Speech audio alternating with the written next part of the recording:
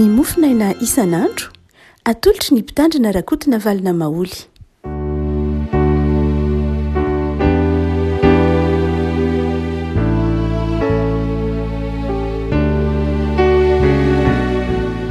Falemiraba tsika revako malala tratrity zoma fa 7 volana aogositra ity. Ny mofinaina voalahatra ho antsika dia ny boky salamo fahatelo amby 9 salamo fahatelo amby 9 andiny voalohany ka hatramin'ny andininy fahadimy. Salamo fahatelo amby 9 andiny voalohany ka hatramin'ny fahadimy vakina amin'ny anaran'i Jesosy. Jehovah ny mpanjaka mitafy voninahitra izy. Jehovah mitafy eny misikina ery izy, ary zao rehetra zao nampitoerina ka tsy hetsika. Ny seza fiandriananao nampitoerina hatramin'ny fahagola, hatrizay ianao. Manandra-peo ny rika Jehovah, eny manandra-peo ny rika, mampirondriona feno ny rika, mihoatra noho ny rano, sady be ny mahery. Eny mihoatra noho ny onjan-dranomasina lehibe, voninahitra Jehovah any amin'ny avo. Ny teny vavolombelonao dia marina indrindra, fa masinina no miendrika ny tranonao mandritra ny andro maro Jehovah. Ray masonao manamasinana ny fahamarinana tenao no ho fahamarinana. Amen. Ny silamo dia maneho ny fivavahana silamo zany ny fanekepin'ny rahateo dia maneho ny fahalehibiazan'ny Andriamanitra izay noho ny lehibe Andriamanitra hoy ny fanekepinao. Ny fivavahana kristianina kosa dia maneho ny mahafitiavana an'Andriamanitra. Fitiavan'Andriamanitra ka nahary izao tontolo izao. Fitiavan'Andriamanitra ka namonjy izao tontolo izao. Fitiavan'Andriamanitra ka mitondro izao tontolo izao ho ambany fanondram-pony sy ny fahasoavana. Ity salamo fahatelo amby 9 izay nataon'i Davida ity tsy teo ny soratra fa Davida nanao azy saingy ny firafitry ny teny sy ny fehezanteny sy ny fotoatiny dia iombonan'ireo mpivaofy ny salamo fa Davida no nanao ny salamo fahatelo amby 9. Ka ity salamo fahatelo amby 9 izay nataon'i Davida ity dia miresaka kosa nefa ny fahalehibiazan'Andriamanitra. Miresaka ny fahalehibiazan'Andriamanitra. Misy lafin-javatra vitsivitsy reto izay anehoan'i Davida zany hoe fahalehibiazan'Andriamanitra izany. Ny voalohany dia Andriamanitra ny voninahitra, Andriamanitra be voninahitra, Andriamanitra izay miariary eo amin'ny asan'ny tanany, ny halehiben'ny voninahitra Andriamanitra. Jehovah ny mpanjaka, mitafy voninahitra izy. Fa mierimberitsika ny hoe rehefa miteny hoe voninahitra dia milaza lanja zay, milaza zavatra mavesatra zay, milaza zavatra manan-kery zay.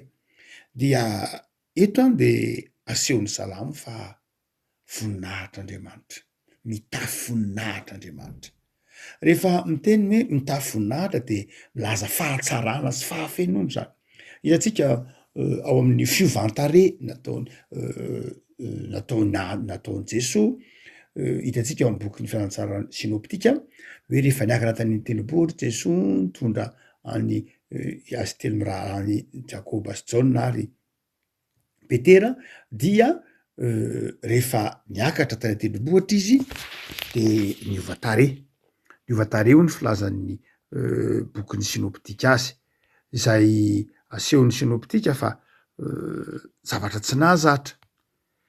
Dia io ny filazan'ny marika azy hoe ny tarehiny dia nanelatrelatra tarehin'i Jesosy io, nanelatrelatra ary izy dia nitafy lamba fotsy izay tsy nisy mpanadio lamba na mpamotsy lamba na havita tahak'izany lamba fotsy hita teo amin'i Jesosy zany amin'ilay fiovantare. Hoy manao hoe milaza ny voninahitr'Andriamanitra izay asehon'i Jesosy amin'ny fiovantare dia milaza fahadiovana, milaza famirapiratana, milaza fahalehibiazana. Rehefa amin'ny toerana rehetra izay isehon'ny voninahitr'Andriamanitra dia ahatsapanao fahadiovam-po, ahatsapanao fahadiovana amin'ny lafiny rehetra, fahadiovan'ny fahamasinany, fahadiova-pitondratena, fahadiovana miasa, milaza famirapiratana, fahatsarana zany. Davida de milaza izay toetra an'Andriamanitra hoe ny Andriamanitra zay inotsika ny Andriamanitra ny Baiboly, ny Andriamanitra rain'i Jesosy zay inotsika dia Andriamanitra ny voninahitra, mitafy voninahitra. Ary izany voninahitran'Andriamanitra zany aty amin'ny testamenta vaovao dia efa noentin'i Jesosy tetỳ am'izao tontolo zao ka manjary hitatsika. Jaona manamafy an'io, hitanay ny voninahiny. Saingy tsy nitazonin'i Jesosy ho azy sam'ireny zay voninahitra zay, no nitazonin'Andriamanitra ho azy sam'ireny zay voninahitra zay, fa nataony hitatsika ary natafiny ny fiangonana, natafiny ny mpanompony. Zany hoe manjary anehoan'Andriamanitra ny voninahiny zany ny mpino. Rehefa maty Lazarosy de mitepitepy ny olona, nalahelo ny olona, de hoy Jesosy tatsika am'izao toko raiky ambin'ny folo, Jaona moa zay maneho mihitsy filazantsara maneho ny fahalehibiazan'ny voninahitr'Andriamanitra. De hoy Jaona, hoy Jesosy manao hoe raha ino anao tsy voalazako anao hoe fa raha ino anao dia ho hitanao ny voninahitr'Andriamanitra. Hitatsika koa fony napahiratra ny mason'ilay jambo Jesosy ao amin'ny Jaona eny toko fasivy. De hoy koa Jesosy manao hoe ny antony mahatonga io zaza io zay olona io zay jamba hatrany am-boka de zao mba hanehoan'Andriamanitra ny voninahiny. Zava-dehibe zany lay hoe voninahitr'Andriamanitra, saingy voninahitr'Andriamanitra zay mitory ny fahalehibiazan'Andriamanitra io de asehon'Andriamanitra amin'ny mpanompony, asehon'Andriamanitra ho hitatsika, ho tsapatsika, ka mahatonga atsika manome voninahitra an'Andriamanitra raha teo koa. Afaka malala ny vavaka ataotsika ny fiainantsika isan'andro de ny hoe mba ataovy anehoy ny voninahitra ao zahay, atao vitanay ny voninahitra ao. Rehefa mitenitsika hoe atao vitanay ny voninahitra ao Andriamanitra, na anehoy ny voninahitra ao zahay de zao mangataka zavatra zay zava-mahagaga, mangataka zavatra zay ataotsika hoe miala am'izay mety ho mahazatra ka tsy vitatsika na tsy efatsika, mangataka ny hanehoan'Andriamanitra ny heriny. Rehefa mitenitsika hoe hanehoy ny voninahitra ao zay Andriamanitra de mangataka ny hanehoan'Andriamanitra ny heriny mahagaga, hanehoany ny famindram-pony. Dia zay ny ataon'ny salama eto manao hoe mitafy voninahitra ange Andriamanitra. Zany hoe zany voninahitr'Andriamanitra midika famindram-pon'Andriamanitra zany de ataony hitatsika ny fiainantsika isan'andro.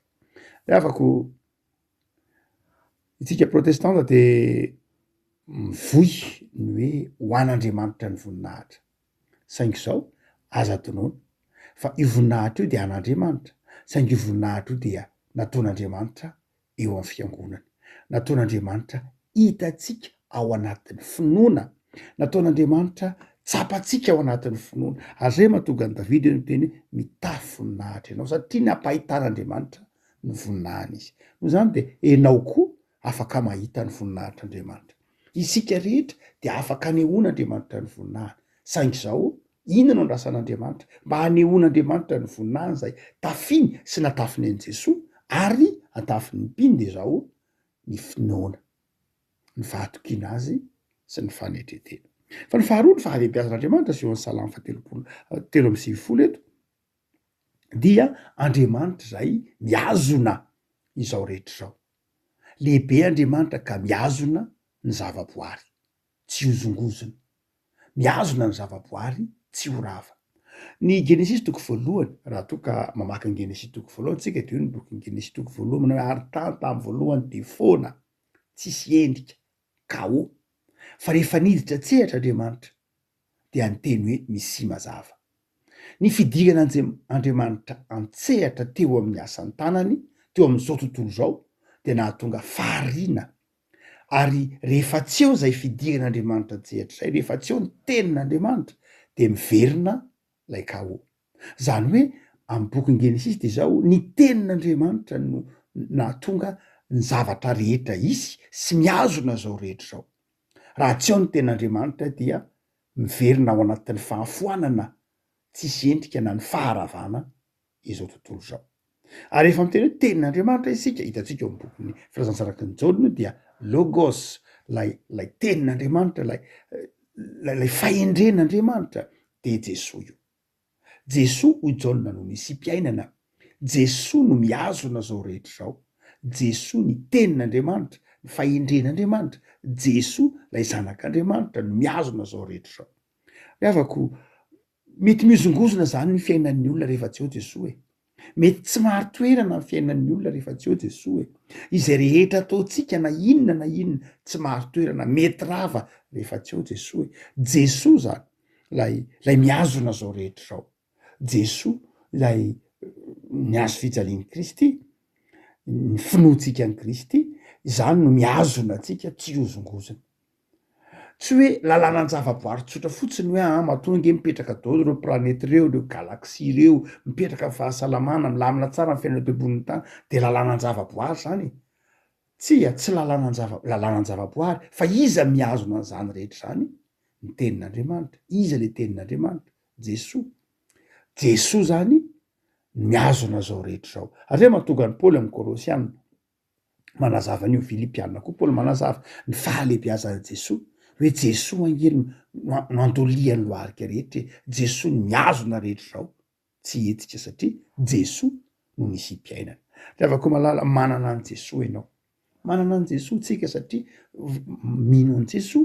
No zany de zao, io Jesoa io miazona antsika tsy hozongozona. Ny finoantsika an'io Jesoa io no mahatonga antsika maro toerana amin'ny asa, maro toerana tsy mitebiteby, mandry tsara ny saina, mahatoky ny fiadanana sy ny fiadanan'Andriamanitra. Tsy hoe satria marani-tsaina, satria nahavitan'izao, fa satria ao am-pontsika Jesoa. De amafisy ny salama eto manao hoe zao rehetra zao ange ianao no nampitoetra azy. Zao rehetra zao ange ianao no miazona azy. De hoy ny mpanao salama any amin'ny salama any manao hoe tafatoetra ny foko Andriamanitra. Eny tafatoetra. Zany hoe ianao no mampitoetra, Jesoa no mampitoetra anao. De mahatokily avako malala am'zao, tena no ianandro zao, fa ny fahalebiazan'Andriamanitra no mahatonga antsika mitoetra tsara amin'ny finoana, tsy mitebiteby, tsy manana na eo aza ny fahasarotam-piainana, eo ny krizy mitranga etsero, eo ny zavatra mampanady zao, ny Tompo Jesoa miazona antsika hitoetra tsara. De matoky an' Jesoa. Fa ny fahatelo zahay, isehoany ny fahalebiazan'Andriamanitra de zao mandresy ny fahavalo Andriamanitra. Ohatra ka mijery tsika de hoy ny mpanao salama eto manao hoe manandra-peo ny rika, manandra-peo ny rika, mampirondrona ny feo ny rika. Hoetiny Davida atsiaro lay fiampitanana ny ranomasina mena isika. Rehefa eo anoloanan'ny ranomasina mena ny zanak'Israely, ny fahavalo Egyptianina zany atoriana manenjika azy. Eo alohany ny onja ny ranomasina, manonja mafy, manandra-peo ny rika, midobodoboka ny onja ny ranomasina. Hoetiny Davida atsiaro an'izany asa mahagaga nataon'Andriamanitra, nampisaraka ny ranomasina no vakivakin'ny zanak'Israely. Inona ny dikan'io?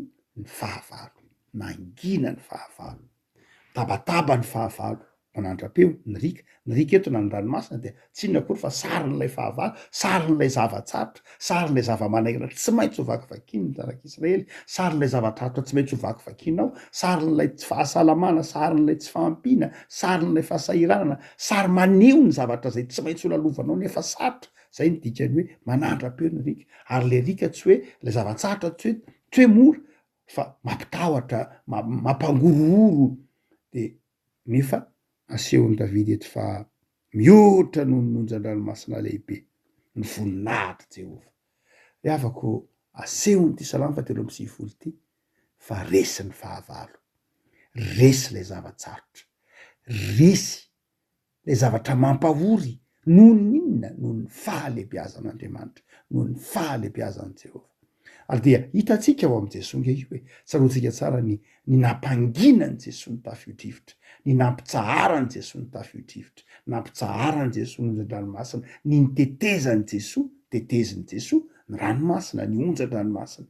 Ny avako malala asehony Davida eto fahalebiazan'Andriamanitra.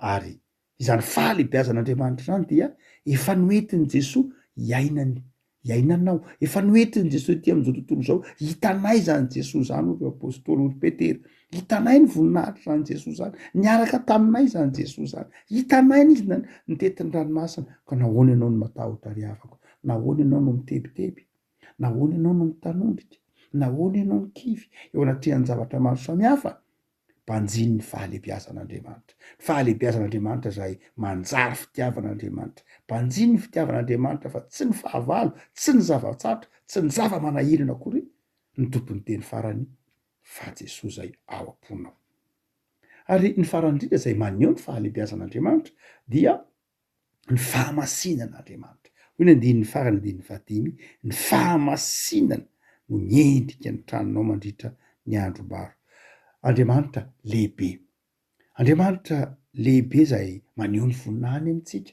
Andriamanitra lehibe zay mampandresy ny fahavalo Andriamanitra lehibe zay miazona ny fiainantsika miazona zao tontolo zao miazona ny asan'ny tanantsika fa izao io Andriamanitra lehibe koa dia Andriamanitra masina Andriamanitra masina Andriamanitra tsy tia ratsy Andriamanitra makahala ny ratsy rehefa miteny hoe makahala ny ratsy dia izao Andriamanitra tsy miraitsy kombakomba amin'ny ratsy Andriamanitra mahatoky avako malala zany fahamasinan'Andriamanitra izany hoy Davidy eto amin'ity Zalamy 7:9 ity dia izao no entin'Andriamanitra koa iainantsika tsy zavatra tsy azo tanterahana eo amin'ny fiainantsika zany hoe manatratra ny fahamasinan'Andriamanitra tsy zavatra ataontsika tanjony zany ka ny teny hoe mialatsiny zay Andriamanitra fa dia tsy tratranay mihitsy le fahamasinanao tsia efa nomena Andriamanitra antsika ny fahamasinany nomena antsika ny didiny tsy tanterakitsika nefa ididiny io dia nomeny antsika Jesosy ary Jesosy kosa nangataka ho antsika ary nampitoerina ty anatintsika ny fanahiny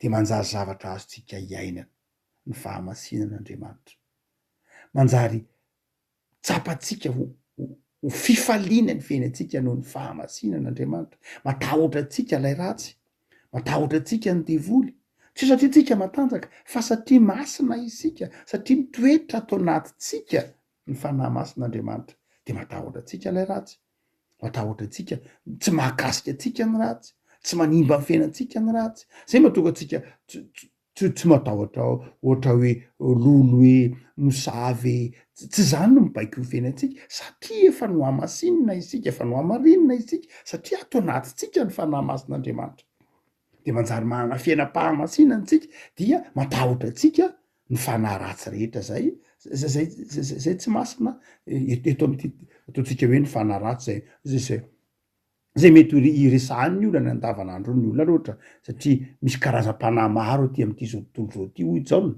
dia izao mety misy fanahy ratsy zay itsika nge tsy mahita maso an'ireny feny amin'ny rivotreny izy io ny filazan'ny Paoly azy amin'ny Efesiana dia izao itsika tsy afaka ny anisa hoe izavy zany fa izao rehefa ato anatintsika fotsiny le fanahy masin'Andriamanitra dia izao miataka zay mahafahazavana amin'ny fotoana zay ijorono ny mazava dia miataka ho azy ny maizina dia satria tsika manam-pahamasinana dia izao miataka ho azy ny fanahy ratsy mandroaka ny fanahy ratsy isika amin'ny alalan'ny vavaka mandroaka ny fanahy ratsy isika manodidina antsika amin'ny fomba maro samihafa mahatonga antsika ho fahazavana fa izao nefany rehefa atao anatintsika ny fanahy masin'Andriamanitra satria manam-pahamasinana isika dia izao mandositra ho azy miataka ho azy ny aizina zany ry havako malala efa noentin'Andriamanitra hoeto amin'izao tontolo zao ny fahamasinana tamin'ny alalan'i Jesosy dia manjary fahazavana isika manjary fanasina isika tsy noho ny toetrantsika maha-olombelona antsika fa no ilay fahalebiazan'Andriamanitra zay tao amin'i Jesosy ka nahatonga antsika nandray izay ny fahamasinan'Andriamanitra izany ka mahatonga antsika fanasina sy fahazavana izao tontolo izao roa zany ny dikany havako malala ty Salamy 7:9 ity lehibe ny Andriamanitra ao matoky azy lehibe ny Andriamanitra ao mino azy lehibe ny Andriamanitra ao ka matoky azy aza misalasala mihitsy lehibe ny Andriamanitra ao dia mino azy apetrao amin'ny ny fiainanao ivavakintsika ry havako tompo misaotra anao zay ny amin'ny soratra masina izay maneho ny fahalebiazanao lehibe ny Andriamanitra lehibe enao nefa tianay lehibe enao mamindra fo aminay lehibe enao ary enao ny nanao zao rehetra zao dia anehoanao ny voninahitra ao zahay, na de mpanota aza na tsy mendrika ary, de anehoanao ny voninahitra ao ka tsapanay fa tianay ianao. Lehibe ianao Andriamanitra, ka miazona ny fiainanay mandrakariva, tsy hozongozona, eo ny tebotebonay, eo ny fanahinay, tsapanay fa ianao ny miazona anay Tompo. Mino mihoatra noho izany Tompo. Lehibe ianao ka mandresy ny fahavalo sy ny zavatsarotra manahirana anay amin'ity tany fandalovana ity. Lehibe ianao ka miazona ny fahamasinanao ho fahamasinanay, mitahiry anay mba ho masina tahaka anao Andriamanitra.